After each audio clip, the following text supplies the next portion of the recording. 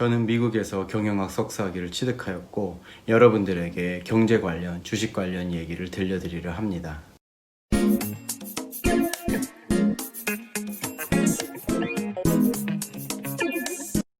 저희가 추구하는 전략은 Buy and Hold Strategy, 매입 보유 전략이죠. 포트폴리오를 장기간 보유하는 투자 방법으로 기본적 분석이나 기술적 분석을 통해 시세 차익을 얻는다는 것은 매우 어려우므로 한번 구입한 자산을 장기 보유하는 것이 결국에는 확실하고 높은 투자 수익을 올릴 수 있게 된다는 것이 이 전략의 기본적인 생각입니다. 이 전략은 성장주 투자 전략과 연결되어 활용하기도 하는데 우리는 그때 말씀드렸듯이 초우량주 위주로 투자를 하는 거고요. 그리고 신성장주라고 제가 말씀드렸던 상당한 성장 가능성을 갖고 있다고 보여지는 산업에 속한 신생기업의 주식, 전문용어로 부각성장주라고 하는데 이러한 류의 주식에는 평균 이상의 수익을 기대할 수 있으나 반면에 산업 자체의 불확실성으로 인해 상당한 위험을 수반하는 것이 보통입니다. 먼저 초고속 인공지능 시대의 필수인 5G가 무엇인지 살펴보겠습니다. 5G의 정식 명칭은 IMT 2020으로 이는 국제전기연합통신 ITU에서 정의한 5세대 통신 규약입니다. ITU가 정의한 5G는 최대 다운로드 속도가 20GBps, 최저 다운로드 속도가 100MBps인 이동통신 기술입니다. 여기서 BPS란 무엇일까요? Bits per second는 초당 비트 수 데이터의 전송 속도를 나타내는 측정 단위입니다. 1초간에 몇 비트를 전송할 수 있는지를 뜻합니다. 여기서 IMT는 국제 모바일 통신 시스템을 뜻합니다. 4G와 5G를 비교하면 이해하기가 쉬우니 같이 한번 살펴보겠습니다. 5G에는 세 가지 기술적 특성이 있습니다. 초고속 대용량, 초저지연, 초연결이 그것입니다. 초고속은 전통적으로 이동통신이 진화한 축인데 속도의 진화는 곧 콘텐츠의 진화를 의미하죠. 이는 현재 사용되는 4G 이동통신 기술인 Long-Term Evolution, LTE와 비교하면 속도가 20배가량 빠르고 처리 용량은 100배가 많습니다. 5G는 LTE 대비 20배 빠른 최대 전송 속도 초고속이고요. 10분의 1 수준의 지연 시간 초저지연이죠. 100배 높아진 전송 가능 트래픽과 함께 단위 명정 1제곱킬로미터당 접속 가능 기기 100만 개 초연결의 특징을 가지고 있으며 이를 토대로 가상 증강 형실, VR, AR, 자율주행, 사물인터넷 기술 등을 구현할 수 있습니다. 우리나라는 벌써 작년에 이것을 세계 최초로 시작했죠. 우리가 사용하는 4G는 언제 어디서든 인터넷 접속이 가능하고 실시간으로 동영상도 실청할 수 있으며 이동통신 기술을 활용해 SNS나 다양한 차량 공유, 숙박 공유 등 금융, 건강, 교통 등 생활 곳곳에 새롭고 편리한 서비스가 생겨났죠. 그러면 5G는 어떨까요? 콘텐츠 측면에서는 실시간 동영상이 지금보다 강화될 것이고 초고화질 영상 전송이 가능하기에 가상현실, 증강현실, 홀로그램 등의 영상 방식이 대세로 자리 잡을 것입니다. 자율주행이나 공장 자동화 등 4G 때는 상대적으로 활용도가 낮았던 산업군에서도 지금보다 훨씬 더 활발하게 통신기술을 활용할 것입니다. 무엇보다도 폭발적으로 증가하는 센서와 센서로부터 수집된 데이터를 이용해서 인공지능과 결합된 다양한 서비스들을 접할 수 있을 것입니다. 자율주행의 서비스의 핵심은 안전인데 결국 차가 보행자나 장애물을 감지하고 얼마나 빠르게 대응하느냐가 관건입니다. 5G의 초저지연이 현실화되면 사람보다 훨씬 민감한 응답 시간으로 장애물을 감지하고 대응할 수 있습니다. 초연결은 센서 발달로 인해 네트워크에 연결되는 사물들이 폭발적으로 늘어나고 인공지능과 연동해 수많은 데이터를 분석해 사람에게 필요한 정보를 미리 알려줄 수 있습니다. 예를 들어 집에서 생필품을 사기 위해 PC나 스마트폰으로 해당 물건을 구매하려면 시간이 오래 소요했죠. 5G 환경에서는 집에 어떤 물건이 얼마나 있는지 미리 감지하여서 필요한 물건과 수량을 인공지능이 미리 파악해서 구매까지 가능하게 합니다. 필요한 물건이 무엇인지 고를 때 시간을 낭비할 필요가 없고 그래서 이렇듯 휴대폰과 연결하는 통신만에 불과했던 반면 5G는 휴대폰의 영역을 넘어 모든 전자기기를 연결하는 기술입니다. 구글이 선정한 세계 최고의 미래학자인 토머스 프레이는 5G 통신은 미래 산업의 강력한 원동력이 될 것이며 신기술 등과 함께 결합하여 새로운 산업을 만들어낼 것이라고 강조했습니다. 토마스 프레이는 현 다빈치 연구소 소장으로 국제적으로 유명한 미래학자, 기조연설자이며 미래와의 대화의 저자입니다. 다빈치 연구소를 시작하기 전에 그는 엔지니어 및 디자이너로서 15년을 IBM에서 보냈고 IBM이 발행하는 270개 이상의 상을 받았으며 과거 미국 최고 IQ 소유자 클럽인 트리플 나인 협회의 회원이기도 했습니다. 토마스 프레이가 5G가 일상생활에 미치는 영향에 대해 88가지나 되는 사례를 소개했는데 한 몇 가지만 한번 보겠습니다. 자율주행 모바일 은행이 기존의 은행 지점을 대체한다고 하고요. 농업 쪽으로는 문제를 탐지하기 위한 증강현실 농작물 스캐닝, 가축 태그로 시각적인 증강현실 스크리닝과 가축 분석을 가능하게 하고요. 의료산업에서는 블록체인을 이용한 암호화된 환자 기록은 수초 안에 거대한 데이터 파일을 전송할 수 있게 되고 소매사업에서는 드론 도킹으로 무인 자동차에 드론을 이용해 물건이 배송되고요. 이건 워크호스를 통해서도 아시다시피 어느 정도 실현이 벌써 되고 있죠. 또 고객이 걸어가고 있을 때 증강현실을 이용한 시각 효과 제공이 된다고 합니다. 엔터테인먼트 쪽이 가장 상상하기 쉬우실 텐데요. 경기장 크기의 홀로그램 디스플레이는 새로운 장르의 예술을 만들고 e스포츠가 세계에서 가장 큰 스포츠 관련 산업이 될 거라고 합니다. 5G는 스마트홈에서 스마트시티로 확장하게 해줍니다. 자율주행 기능이 있는 무인 자동차의 예를 들어봅시다. 차세대 차량 통신 Vehicle to Everything V2X는 자율주행을 위한 필수적인 핵심 기술입니다. V2X는 운전 중 신호등을 비롯한 각종 도로 인프라와 주변 차량 그리고 보행자 간의 통신을 통해 교통정보를 교환하거나 공유하는 기술을 의미합니다. 도로 주행을 하면서 클라우드에 있는 정보를 쉴 새 없이 업데이트하며 최적의 주행 환경을 유지하는 것입니다. 차량에 달려있는 센서를 통한 정보 수집과 클라우드를 통한 정보 업데이트를 위해 빠른 정보 처리 속도는 필수입니다. 보시면 5G 관련 회사 몽땅 한 번에 알려드리고 퀄컴을 메인으로 한 7개의 종목도 간단히 다루겠습니다.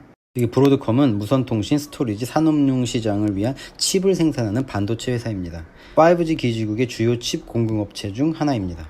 예전에 많이 알고 계셨던 에릭슨은 스웨덴에 위치한 통신 장비 및 서비스 기업이죠. 5G 관련 하드웨어, 필드 트라이얼, 연구개발 등 거의 모든 분야에서 선두를 달리고 있었고 5G 통신 프로토타입 장비는 이미 전 세계에서 배치되어 사용하고 있는 상태입니다. 노키아도 많이 아실 텐데 핀란드 회사죠. 5G 통신 장비를 테스트 중에 있으며 버라이전, 차이나 모바일, SK텔레콤 등과 협력하고 있습니다. 근데 잠깐 5G는 매우 중요하고 빠르게 발전시켜야 하는데 아직 대부분의 이용자들이 쓰지 않는 이유는 5G망 건설이 매우 어렵기 때문이라고 합니다. 그래서 5G망을 탄탄하게 구축하는 데는 4G와 비교해 훨씬 더 많은 기지국과 중계 안테나가 필요할 예정이기 때문에 여러 나라 이동통신사들이 보급 초기에는 조금 느리지만 신호 반경이 넓은 로우 미드밴드 5G를 서비스를 시작하고 시설이 갖추어지는 대로 mmWave라고 불리는 초극단파 5G 서비스를 시작할 계획입니다. 미국 정부도 1조 달러 규모 투자 계획 안에 5G 인프라를 포함시킨 데 이어 5G 이동 구축망 사업에 지원한다고 밝혀 관련주 대장주들이 급등하는 흐름세입니다. 지금은 5G 시장이 5%이지만 올해 말이나 내년 초에는 40%까지 차츰 늘어날 것으로 전망하고 있습니다. 다시 돌아와서 AT&T 아시죠? 미국에서 우리나라와 같은 SK 같은 통신기업인데 버라이즌이랑 같은 회사랑 2대 산맥으로 경쟁을 하는 기업이죠. 미국 유선통신 분야에서 시가총액이 가장 큰 기업 중에 한 곳입니다. LA 카운티 최대 통신사 순위 1위고 LA 카운티만 직원이 11,000명, 전체 직원 26만 8,200명으로 엄청난 규모를 자랑합니다. 투자자분들은 아시겠지만 배당률이 지금 7.01%로 이렇게 장기 동안 고배당을 하는 경우는 흔치 않죠. 요즘은 3억을 넣으면 한 달에 175만 원이 배당금으로 나옵니다. 6억이면 350만 원으로 노후 준비 끝이죠. 태국 같은 나라에서 살아도 되겠죠. 다만 주가가 좀 떨어질 가능성이 있는 단점이 있습니다. 보통 주가가 떨어지면 배당률을 올리는 편이고 주가가 오르면 배당률을 떨어뜨리는 경향이 있습니다. AT&T는 OTT 서비스 HBO Max를 오픈했죠. 아직 실적은 좀 부족하지만 추후 언제든 기존 수익 구조에 보태서 OTT 서비스에서도 높은 수익을 창출할 가능성이 있습니다. 배당주로서 아주 매력적인 기업이죠. 그렇다고 추천은 아닙니다. 이번 스테이트먼트 보면 총 매출도 작년에 비해서 좀 줄어들었고 영업이익, 순이익도 작년보다 좀 줄었습니다. 이 이유는 새로운 통신 사업을 지속적으로 하고 있고 5G 보급을 위한 투자 때문이라고 보면 될 것 같습니다. 최근 매경 KB증권에서 얘기한 걸 보면 5G 확대는 전 세계적으로 가속화할 수 있어 에릭슨 같은 기업이 수혜를 볼 것이라고 진단했고 인터넷 트래픽 증가와 맞물려 활성화되고 있는 클라우드 관련 기업에 대한 추천도 이어졌어요. IBM인데 IBM은 컴퓨터 사업부를 진작에 매각하고 기업 솔루션 소프트웨어를 클라우드와 결합시켜 제2의 마이크로소프트가 될 가능성이 높다고 설명했습니다. 향후 수년간 반도체 IT 서비스 분야의 성장이 기대된다고 하면서 IBM은 애플에게 추월당한 지 오래지만 고부가가치 사업을 세우고 2018년 하이브리드 클라우드 강자 레드햇을 인수해 반격에 나서고 있다고 했죠. 배당 수익률이 5.6% 수준으로 높아 고배당주로 알려져 있죠. IBM 맨 마지막에 조금 다시 한번 설명해 드리고요. 2월에 미국 법무장관이 그랬죠. 중국 기업인 화웨이를 견제하기 위한 방편으로 노키아나 에릭슨과 동맹을 맺는 방식을 제시했다 그랬어요. 5G 시장에서 에릭슨과 노키아는 각각 20%와 14%로 3위와 4위를 차지하고 있어요. 미국이 화웨이를 제재하면서 반사 이익을 볼 가능성이 커졌기 때문에 저도 눈여겨봤는데 미국이 5G 네트워크 업계에서 화웨이를 대체할 대안으로 일본 기술에 관심을 보이는 것으로 알려졌어요. 화웨이를 대체할 후보로 오랜이 급부상하고 있는데 오픈 라디오 액세스 네트워크입니다. 오랜은 가상 및 소프트웨어를 기반으로 한 네트워크로 라디오 전파를 통해 각종 장치를 네트워크 무선으로 연결해 줍니다. 그렇게 되면 반전이죠. 오랜이 에릭슨과 노키아뿐만 아니라 화웨이, 삼성전자 등 하드웨어 중심 5G 기술 개발사를 밀어내는 대안이 될 것으로 보이죠. 현재 5G 시장은 크게 세 가지로 구분할 수 있습니다. 첫 번째, 반도체 생산 기업. 둘째로 5G 안테나와 네트워크 통신 인프라 기업. 마지막으로 셀타워와 같은 리츠 산업입니다. 버라이전은 스웨덴의 통신기업 아까 에릭슨과의 협업을 통하여 5G의 빠른 속도와 통신 기술을 업그레이드하기 위한 코어 네트워크 기술을 개발하고 있고, 그 다음 아메리칸 타워 AMT죠. 이 새로운 무선 통신 기술은 반도체 기술뿐 아니라 5G 신호를 구석구석 뿌려줄 인프라 시설도 필요하죠. 그 아메리칸 타워는 모바일 네트워크 및 인터넷 인프라 기능에 초점을 맞춘 주요 건물과 셀타워 부동산을 소유하고 운영하고 있습니다. 아메리칸 타워는 안정성과 성장성을 동시에 보유한 세계 최대의 통신 인프라 리츠로 평가받고 있으며 주요 글로벌 통신사들에게 전파 설비 설치를 위한 통신 타워를 임도해주고 임대료를 받고 있습니다. 이제 오늘의 메인인 퀄컴. 퀄컴은 디지털 무선 통신 사업을 영위하고 있는 회사로서 세계에서 가장 큰 무선 칩 공급업체입니다. 시장의 거의 모든 휴대 단말에는 퀄컴 칩이 이용되고 있고, 심지어 자사 칩이 있는 애플에서도 퀄컴 칩을 사용하고 있습니다. 가장 대표적인 브랜드로는 스냅드래곤이 있습니다. 삼성, 화웨이, 브로드컴, 애플 등 CP를 제조하는 회사들이 많지만 퀄컴이 34%로 가장 높은 점유율을 기록하고 있습니다. AP, 애플리케이션 프로세서는 무엇이냐면은 스마트폰 등의 이동통신 단말기에서 각종 응용 프로그램 구동과 그래픽 처리를 담당하는 등 핵심 시스템 반도체로 PC의 CPU에 해당된다고 볼 수 있습니다. CPU와는 달리 그래픽 처리 장치, GPU, 통신칩, 센서, 디스플레이, 멀티미디어 등 여러 기능을 하나로 합친 SoC, 즉 시스템 on 칩으로 만들어집니다. 미국 대형 반도체사 퀄컴이 최근에 세 가지 큰 분쟁에서 좋은 결과를 이끌어냅니다. 먼저 화웨이와 벌여온 특허료 분쟁을 화웨이로 타결지었죠. 2017년 이래 이어진 특허 분쟁이 해결되면서 퀄컴의 주가는 시간 외거래에서 14% 급등했고, 화웨이와 합의하면서 주요 스마트폰 기업 모두와 복수 연간 라이센스 계약을 맺게 됐죠. 퀄컴은 작년 4월에도 애플과 관련 특허료를 놓고 다툼을 펼치다가 작년 4월에 화해한 바 있어요. 2017년도에 시작됐던 30조 원에 달하는 특허권 소송을 끝내기로 해가지고 2년 만에 끝내기로 했고, 당시 6년짜리 라이선스 계약에 합의했다고 했습니다. 앞으로 6년 동안 퀄컴이 괜찮을 거라는 생각이 드는 이유죠. 퀄컴과의 소송 때문에 애플이 5G 모뎀 칩을 공급받지 못해가지고 5G용 아이폰을 내놓지 못하고 있었었죠.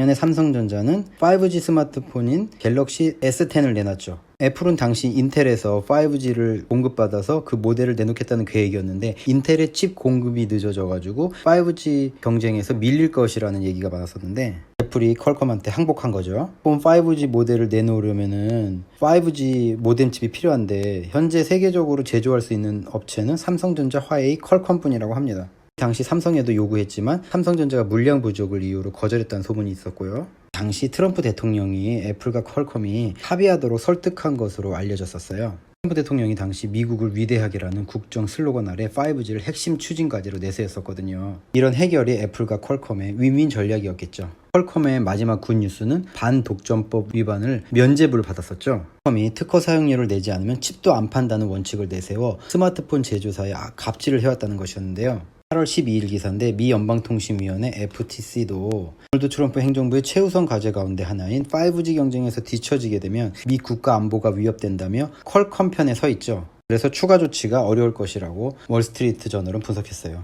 이번 판결로 업계에서는 퀄컴이 5G에서 영향력을 더욱 확대하는 계기가 될 것으로 보고 있고, 올해 첫 5G 아이폰 출시를 앞둔 애플도 퀄컴 5G 모뎀 칩을 적용할 수 있게 됐습니다. 그리고 반도체 기업인 퀄컴은 자율주행 컴퓨팅 플랫폼을 선점하기 위해서도 치열하게 경쟁하고 있습니다. 하나를 이용한 GPS 통신으로 주변 차량 및 클라우드 시스템 및 딥러닝 인공지능과 소통을 위해서는 초고속 네트워크가 필요한데, 퀄컴은 각종 운행 조건의 통신 환경 데이터를 보유했다는 장점이 있습니다. 무선 통신 기반 특허 기술을 많이 보유한 퀄컴은 재빠르게 자동차 산업의 공급망 생태계에 대한 사전 준비를 해왔다고 합니다. 향후 5G가 상용화된다면 착실하게 기반을 다져놓은 퀄컴의 위치는 더욱 견고해질 것이라고 봅니다. 아까 IBM을 마무리 지을게요. IBM은 클라우드 분야에서 아마존, 마이크로소프트가 1, 2위잖아요. IBM은 6위 전후에 머무르고 있어요. 그런데 IBM에게 기회가 없는 건 아니라고 합니다. IBM의 자체 기술력과 노하우는 세계 최고 수준이고, IBM 스스로도 상황을 잘 파악하고 있고, PER도 굉장히 낮고, 주식 투자할 분들은요, 특히 다양한 형태의 IT 생태계가 조합된 하이브리드 클라우드에 힘을 기울임으로써 성과를 거두고 있다고 말했습니다.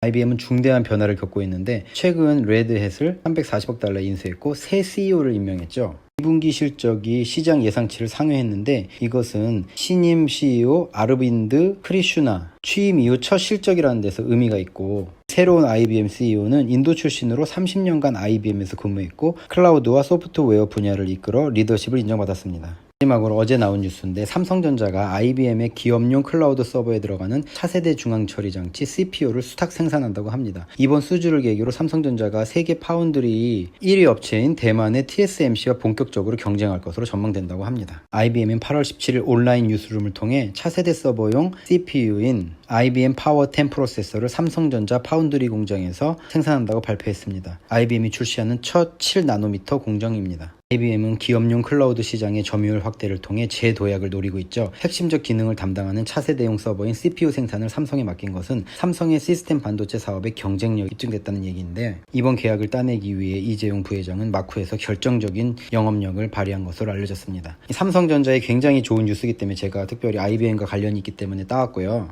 오늘 5G 관련해서 말씀을 드렸는데요. AT&T는 진짜 귀족 배당주죠. 7%가 넘는 그런 배당금이 있으니까 을 많이 원하시는 분들은 한번 눈여겨봐야 할 종목이고요. 저는 AT&T를 가지고 있지는 않습니다. 저는 25%가 더 낫다고 생각을 하기 때문에 퀄컴을 한번 눈여겨봐야 될 것 같고요. 최근 기세가 굉장히 좋고 최근에 3개의 그런 소송을 모두 굉장히 유리하게 갖고 갔기 때문에 지금 주가도 굉장히 좋고요. 마지막으로 IBM도 재도약을 할 수 있을지 한번 눈여겨봐야 될 것 같습니다. 오늘도 영상 시청하여 주셔서 감사합니다. 다음에도 더 좋은 영상으로, 도움이 될 만한 영상으로 찾아뵙겠습니다. 감사합니다.